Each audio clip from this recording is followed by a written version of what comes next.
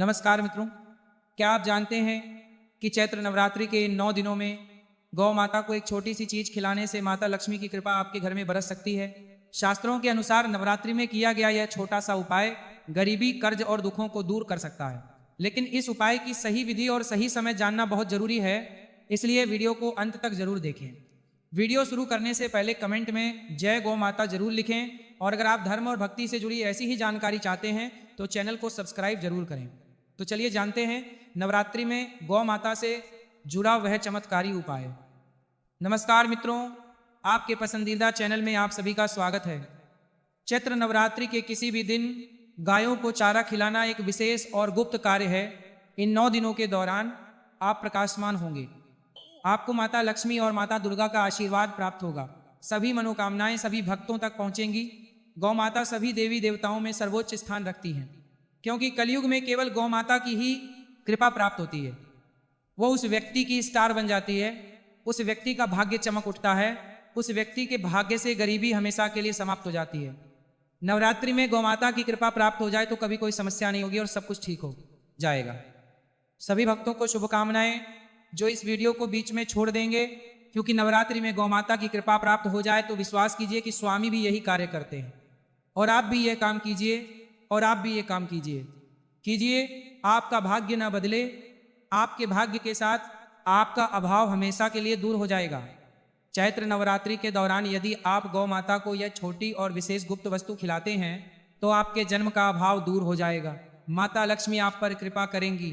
आपके जन्म के समय हम यह छोटी और विशेष गुप्त वस्तु गौ माता को खिलाएंगे, आपके जन्म का अभाव दूर हो जाएगा, सभी मनोकामनाएं पूरी होंगी। भक्तों, गौ माता का यह विशेष वीडियो सच्चे मन से देखें।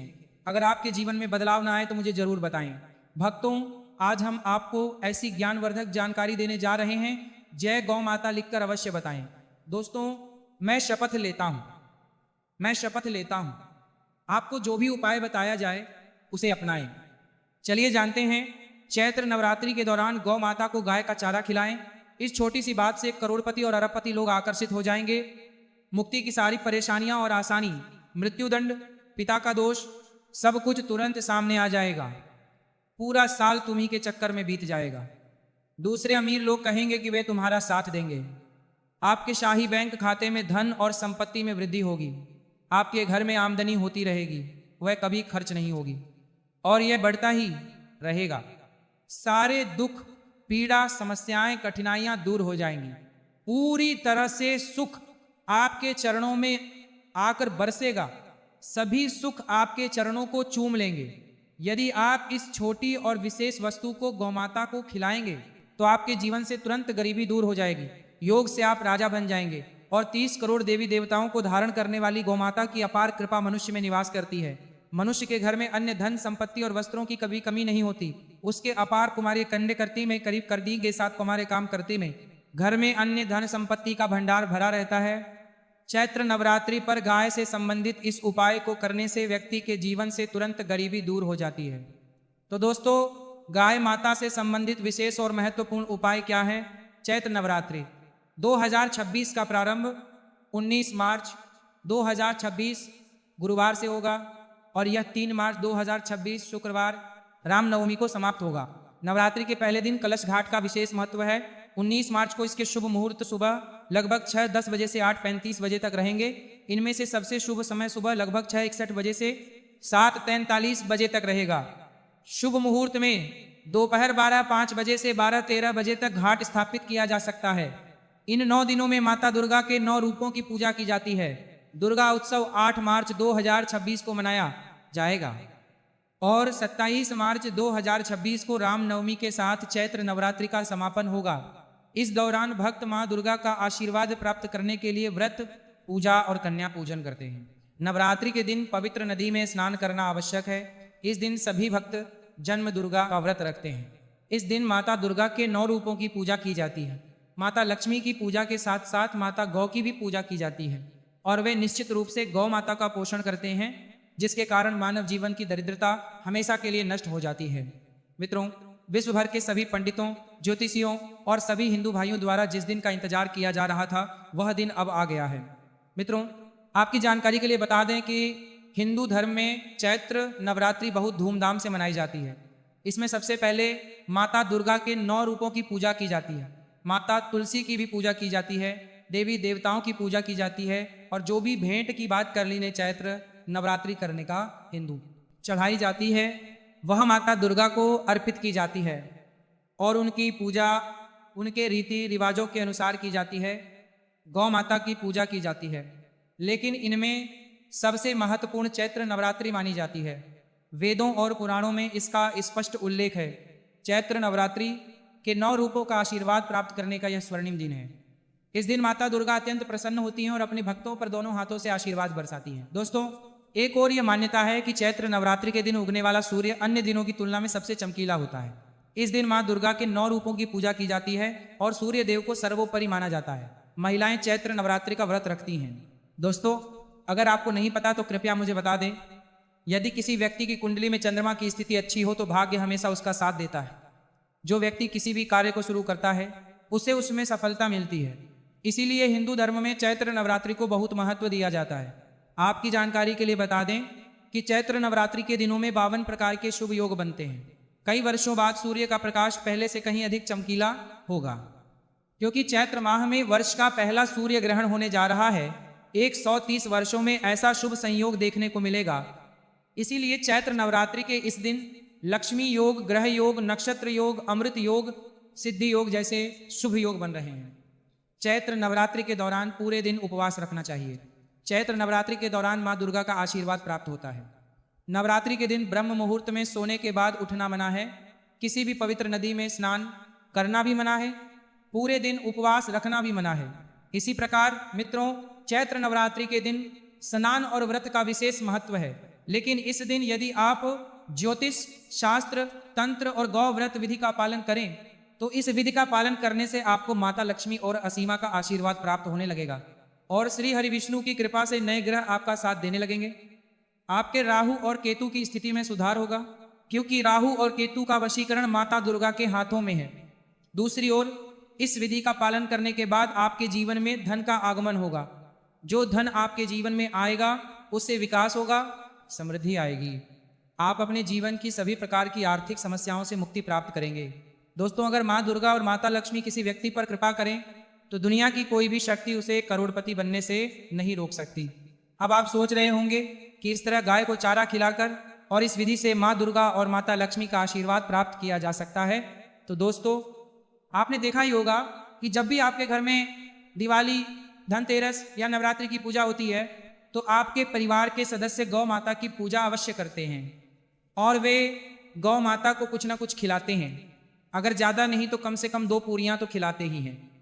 तो दोस्तों, आपको चैत्र नवरात्रि के दिनों में यह विधि अवश्य करनी है और आपको सूर्य देव को प्राथमिकता देनी होगी और आपको उनकी विधि से पूजा करनी होगी। इस बार चैत्र नवरात्रि में इस वीडियो में मैं आपको गौ माता से संबंधित विधि के बारे में बताने जा रहा हूँ, जिसके द्वारा आपको पूजा करनी होगी। यदि आपके जीवन में कोई समस्या है या आप किसी भी कठिनाई का सामना कर रहे हैं तो आप उन सभी से छुटकारा पा लेंगे। दूसरे शब्दों में, आपके जीवन में कभी भी धन संबंधी कोई समस्या नहीं होगी। यदि आपका जीवन सफल होता है तो आप धन अर्जित करने में सक्षम होंगे। आप जाएंगे और आपके जीवन में धन का खजाना हमेशा आपके घर में रहेगा। अन्य धन संपत्ति की कभी कमी नहीं होगी। मैं आपको बता रहा हूँ, चैत्र नवरात्रि की पूजा के साथ साथ आपको हनुमान जी, मंगल देवता और भगवान शनि देव की भी पूजा करनी चाहिए। मैं आपको बता रहा हूँ कि यदि आप इस दिन हनुमान जी, मंगल देवता और भगवान शनि देव की पूजा करेंगे तो मंगल ग्रह का दोष भी दूर हो जाएगा। व्यक्ति के जीवन में धन, सुख और समृद्धि की प्राप्ति होगी। व्यक्ति की सभी मनोकामनाएं पूरी होंगी। दोस्तों, मैं आपको बता रहा हूं कि हम ऐसी जानकारी पैसे लेकर भी आप तक पहुंचा सकते थे, लेकिन हमारे चैनल का उद्देश्य जन कल्याण और जनसेवा करना है। इसीलिए हम आपको जो जानकारी देते हैं वह मुफ्त में देते हैं। इसीलिए कृपया इस वीडियो को लाइक भी करें।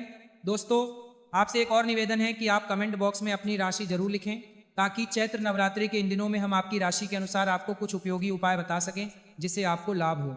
हम आपको राशि से संबंधित उपाय भी बताते हैं, इसलिए कृपया कमेंट बॉक्स में अपनी राशि या अपना नाम जरूर लिखें ताकि हम आपको कुछ उपयोगी उपाय बता सकें।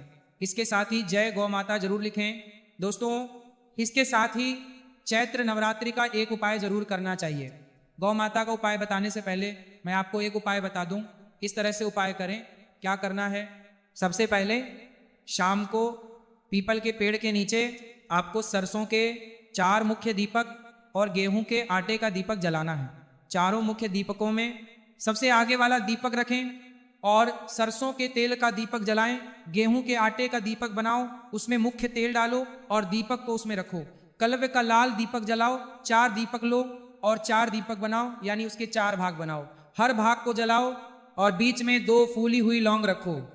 फिर देखो तुम्हारे जीवन में कैसा चमत्कार होता है। शाम को इसे जलाकर छोड़ दें, एक मनोकामना मांगें और इसे वहीं छोड़ दें। दोस्तों, अगर आपने अभी तक हमारे नया योग टीवी को सब्सक्राइब नहीं किया है तो कर लें। इसके साथ ही आप सीधे माध्यम से अधिक ज्ञानवर्धक जानकारी प्राप्त कर सकते हैं।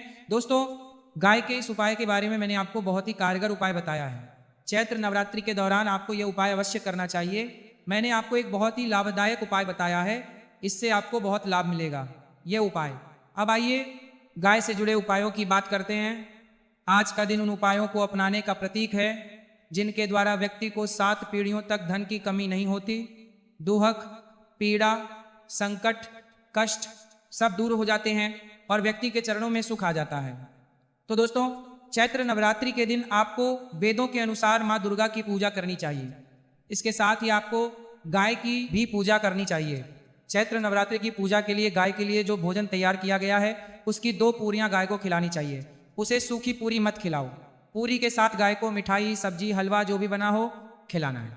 मित्रों, हर शुभ कार्य में गाय या उससे संबंधित चीजें जैसे गोबर, गोमूत्र, दूध या दूध से बना घी अवश्य शामिल करना है। इससे आपको पुण्य का एहसास होगा।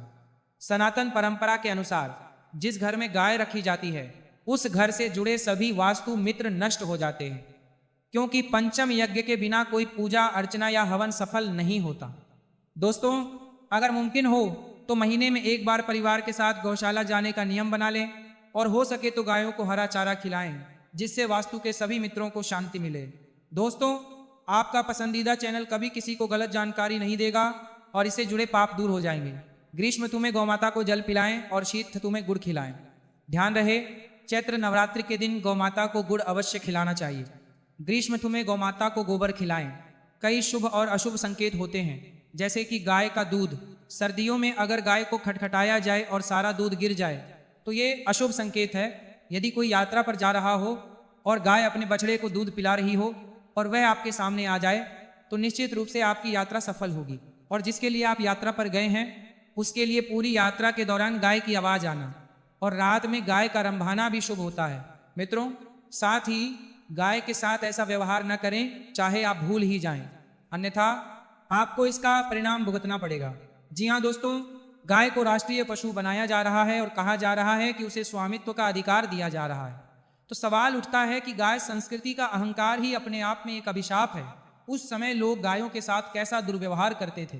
जैसे ही वे दूध देना बंद कर देती थीं, लोग उन्हें सड़कों पर उनके हाल पर छोड़ देते थे और वे गलियों में भटकती रहती थीं। ऐसे में अगर कोई गाय को पीटता था तो कोई उस पर पानी डाल देता था। कभी कभी उन्हें चोट लग जाती है और कभी कभी बेचारी गाय बीमार पड़ जाती है और मर जाती है। ऐसे में यह जानना आवश्यक है कि शास्त्रों में गाय के बारे में क्या कहा गया है और आपको उसके साथ कैसा व्यवहार करना चाहिए। जी हाँ दोस्तों, गाय को कभी भी पीटना या मारना नहीं चाहिए। शास्त्रों में गाय को माता का दर्जा दिया गया है।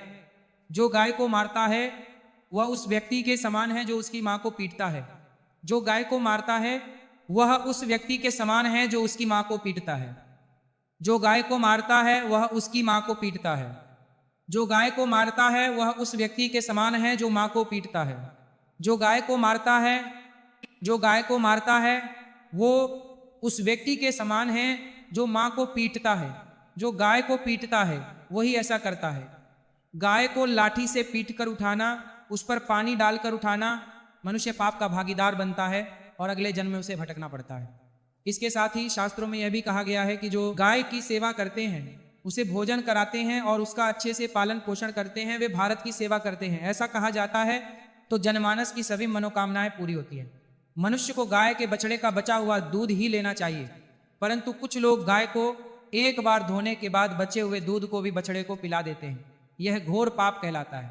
जो व्यक्ति दूध धोता है वो भी पापी हो जाता है। मित्रों, इसके साथ ही शास्त्रों में यह भी कहा गया है कि गाय को गाय और बैल की पीठ पर नहीं बैठना चाहिए।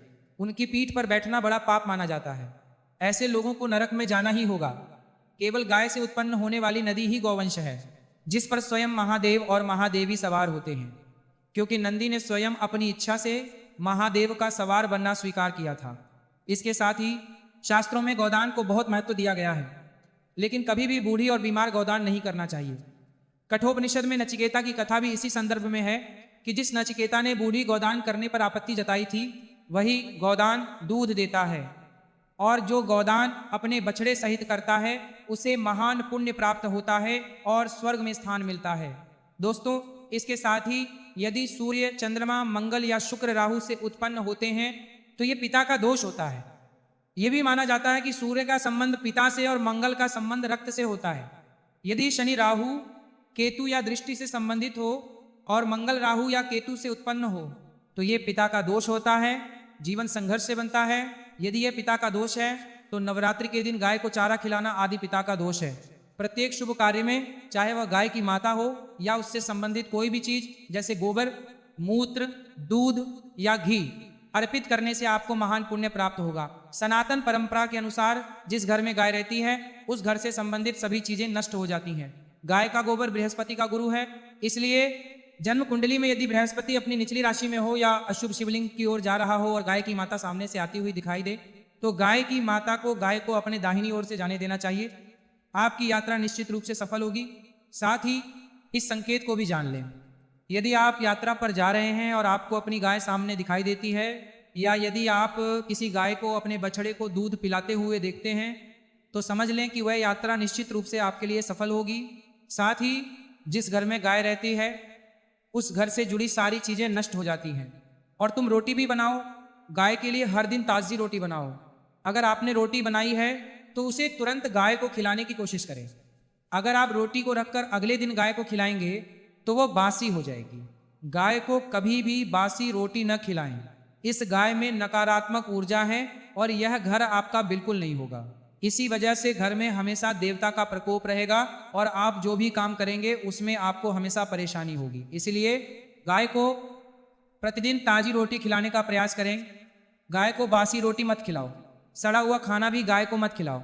अगर घर में कोई फल या सब्जी हो और वह सड़ जाए तो लोग क्या करते हैं, वे उसे गाय को दे देते हैं। नहीं, आपको ऐसा नहीं करना चाहिए।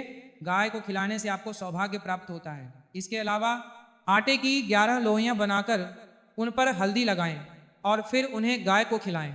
आटे के हर टुकड़े को मिलाओ। माँ, गाय के पैर छुओ। दोस्तों, ऐसा करने से तुम्हारे सारे काम शुरू हो जाएंगे। अब 2 अधिकारों का समय समाप्त हो रहा है। आपके जीवन में केवल सुख ही सुख होगा और यदि आप गाय के साथ चक्कर लगाएंगे तो आपकी सभी समस्याएं हल हो जाएंगी। साथ ही जब भी आप गाय को चारा खिलाएं, रोटी पर थोड़ी हल्दी लगा लें। अगर वह ठीक ना लगे तो थोड़ा घी भी लगा सकते हैं। दोस्तों, गाय को कभी भी बासी रोटी न खिलाएं। बासी का मतलब है कि उसे कुछ बासी रोटी खिला दी जाए, हल्दी हो या कुछ और। इसे बासी रोटी न खिलाएं। जब भी आपको इससे अच्छे परिणाम मिले। जी हाँ दोस्तों, कुछ बातें हैं जिन्हें आपको ध्यान में रखना चाहिए। किसी को नौकरी मिल गई, कोई फंस गया था, किसी की संपत्ति खतरे में थी, इसलिए उसकी संपत्ति की समस्या भी हल हो गई। तो दोस्तों, इस उपाय को आजमाएं। यह धन प्राप्ति का एक बेहतरीन उपाय है। दोस्तों, इस उपाय को जल्द से जल्द आजमाएं। मित्रों, यह उपाय करें जब आप देवी को रोटी अर्पित करें तो वहां बैठें और देवी का ध्यान करें और उसे अपनी परेशानियां बताएं। दोस्तों, इस उपाय को जल्द से जल्द आजमाएं। अगला उपाय उन लोगों के लिए है जो बहुत बीमार हैं, जिन्हें हर दिन कोई ना कोई बीमारी रहती है, चाहे वह गंभीर बीमारी हो या छोटी मोटी। दोस्तों, इससे बड़ी बीमारियां भी ठीक हो जाती हैं। इस उपाय को करने से रोग ठीक हो जाते हैं। जो लोग बहुत बीमार हैं, इस उपाय को करने से उनके रोग ठीक हो जाते हैं। ये क्या है, ध्यान से सुनिए।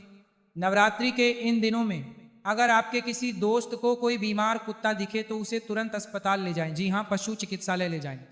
अगर आप उसे अस्पताल नहीं ले जा सकते तो किसी बीमार कुत्ते को वहां से दवा लेकर उसे खिलाएं। जी हाँ, बीमार कुत्ते को दवा दें। आप दवा को दूध में मिलाकर कुत्ते को पिला सकते हैं। दोस्तों, यकीन मानिए, देवी की कृपा से आपके परिवार में कोई बीमारी नहीं रहेगी। आपके परिवार के सभी रोग ठीक हो जाएंगे। आपको अस्पताल में एक भी रुपया खर्च नहीं करना पड़ेगा। दोस्तों, चाहे आपको कोई गंभीर बीमारी हो हृदय रोग, रक्तचाप, मधुमेह, गुर्दे की बीमारी, कैंसर, देवी की कृपा से सभी समस्याएं ठीक हो जाती हैं। दोस्तों, इस उपाय को जरूर आजमाएं। अब अगला उपाय कर्ज से मुक्ति के लिए है। देखिए, कर्ज किसी के जीवन को नरक बना देता है। अगर किसी पर कर्ज है तो चाहे वह कितना भी पैसा कमा ले, कर्ज का सिलसिला रुकता नहीं। आपको इधर उधर पैसे देने पड़ते हैं। दरअसल कर्ज चुकाने के लिए आपको ठन लेना पड़ता है। कभी कभी तो लोग आत्महत्या तक कर लेते हैं। अगर आप ब्याज पर कर्ज लेते हैं तो दोस्तों जिंदगी और भी बदतर हो जाती है। तो इस कर्ज से छुटकारा कैसे पाएं? दोस्तों, इस कर्ज से छुटकारा पाने के लिए अगर आप एक छोटे कुत्ते को खाना खिला दें तो आपका कर्ज उतर जाएगा। जी हाँ, मैं आपको इसका उपाय बता रहा हूँ, मैं आपको इसकी अहमियत भी बताऊंगा। देखिए, कर्ज की यह समस्या हमारे अपने कर्मों के कारण है। कुछ कर्म हमारे पिछले जन्म के हैं और कुछ इस जन्म के हैं जो हम पर बोझ हैं। मित्रों, जो बोझ है उसे हमें ठण के समान ही उठाना पड़ता है। चाहे व्यक्ति कुछ भी करे, यदि उसने ठण लिया है तो पिछले जन्म में हो या इस जन्म में हमें उसके पापों का फल भोगना पड़ता है। यदि हम उन पापों से मुक्ति पालें तो क्षण से भी मुक्ति मिल जाएगी। तो दोस्तों, आपको कोई उपाय करना होगा। नवरात्रि के इन दिनों में आपको क्या उपाय करना होगा? दोस्तों, आपको 9 लड़कियों को भोजन कराना होगा। आपको 9 लड़कियों को भोजन कराना होगा। 9 कुत्तों को खाना खिलाने के बाद आपको उनके लिए अलग से खाना निकालना पड़ेगा। जी हाँ, आपको कम से कम 11 या 9 कुत्तों को खाना खिलाना होगा। आप उन्हें कैसे खिलाएंगे? या तो कुत्तों को बिस्कुट दें, या उनके लिए खीर बनाएं, या घर में ही रोटी और दूध का मिश्रण बनाकर खिलाएं। आपको यह मिश्रण कम से कम 9 से 10 कुत्तों को खिलाना होगा। दोस्तों, आपके पास जो भी खाना हो आप उसे खिला सकते हैं। घर का बना खाना कुत्तों को खिला दो। मित्रों, चाहे खीर हो, दूध हो या रोटी, अगर आप घर का बना खाना कुत्तों को खिलाएंगे और 9 लड़कियों को भी खिलाएंगे तो मित्रों, आपको बहुत आशीर्वाद प्राप्त होगा। आपको इतनी आशीषें मिलेंगी कि पिछले जन्मों या 7 जन्मों के पाप भी धुल जाएंगे। वास्तव में आपको और भी अधिक आशीषें प्राप्त होंगी। आपके कर्म अच्छे होंगे और जो क्षण आप पर है उससे भी आपको बहुत जल्द मुक्ति मिल जाएगी। दोस्तों, आपको इस कर्ज से बहुत जल्द मुक्ति मिल जाएगी, इसीलिए आपको यह उपाय जल्द से जल्द करना होगा। दोस्तों, अब अगला उपाय आपकी सभी मनोकामनाओं की पूर्ति के लिए है। जी हाँ दोस्तों, पिछले साल मैंने आपको यह उपाय बताया था। जिन्होंने इसे आजमाया वे अपने जीवन की सभी समस्याओं से छुटकारा पाने में सफल रहे। इसके साथ ही धन, बीमारी, सब कुछ से उन्हें मुक्ति मिल गई। इसीलिए मैं आपको बताता हूं कि आपको वह उपाय करना होगा जो मैंने आपको पहले बताया था। इसके साथ ही आपको ये उपाय भी करना होगा। जब आप ये उपाय करेंगे तो आपकी छोटी बड़ी जो भी समस्याएं होंगी उनसे आपको मुक्ति मिल जाएगी और व्यक्ति को सभी प्रकार के सुख प्राप्त होते हैं। जी हाँ, सभी प्रकार के सुख अर्थात धन संपत्ति, वैवाहिक सुख, परिवार का सुख, बच्चों का सुख, चाहे भौतिक सुख हो, भोजन का सुख हो, वस्तुओं का सुख हो, कार का सुख हो, बंगले का सुख हो, यदि आपको सभी प्रकार के सुख प्राप्त हो जाएं तो मित्रों, इसका उपाय क्या है? ध्यान से सुनिए। आपको देवी को खीर अर्पित करनी होगी। जी हाँ दोस्तों, घर पर खीर बनाइए, खीर अच्छे से बनाइए और खीर देवी को अर्पित कीजिए। देवी का दीपक जलाएं, घर पर ही देवी की अच्छी तरह पूजा अर्चना करें। इसके बाद देवी को खीर अर्पित करें, देवी का अच्छे से ध्यान रखें, देवी से प्रार्थना करें। देवी से प्रार्थना कीजिए कि वे मुझे मेरे जीवन में सुख और सुख प्रदान करें, मुझे इस जीवन की समस्याओं से मुक्ति दिलाएं। देवी की विधि पूर्वक पूजा कीजिए, देवी का अच्छे से ध्यान रखना। इसके बाद जो भोजन तुमने अर्पित किया है उसमें से कुछ प्रसाद अलग रख देना और बाकी बचा हुआ भोजन कुत्तों को खिला देना। दोस्तों, अगर तुम्हें कुत्ते के बच्चे हो जाएं तो यह बहुत अच्छी बात है। अगर आप कुत्ते के बच्चों को खीर खिलाएंगे तो दोस्तों आपकी सारी मनोकामनाएं बहुत जल्द पूरी हो जाएंगी। अगर आपको बच्चे नहीं मिल रहे हैं तो आप बड़े कुत्तों को भी खिला सकते हैं, लेकिन कोशिश करें कि कहीं से कुत्ते के बच्चे ढूंढ कर उन्हें खिलाएं। यह खीर का प्रसाद है। दोस्तों, जैसे ही कुत्ते खीर का प्रसाद खाएंगे आपको ढेरों पुण्य प्राप्त होंगे। दोस्तों, अगर आपको यह जानकारी उपयोगी और ज्ञानवर्धक लगी हो तो वीडियो को लाइक जरूर करें और ऐसे ही धर्म, पूजा पाठ और ज्योतिष से जुड़े सच्चे और असरदार उपाय सबसे पहले पाने के लिए हमारे चैनल को सब्सक्राइब जरूर करें और बेल आइकन दबाना न भूलें। कमेंट में जय माता दी या जय गौ माता जरूर लिखें। आप सभी पर माता रानी की कृपा हमारे की जय माता दी और माता रानी की कृपा हमारे चैनल को माता दी बनी रहे।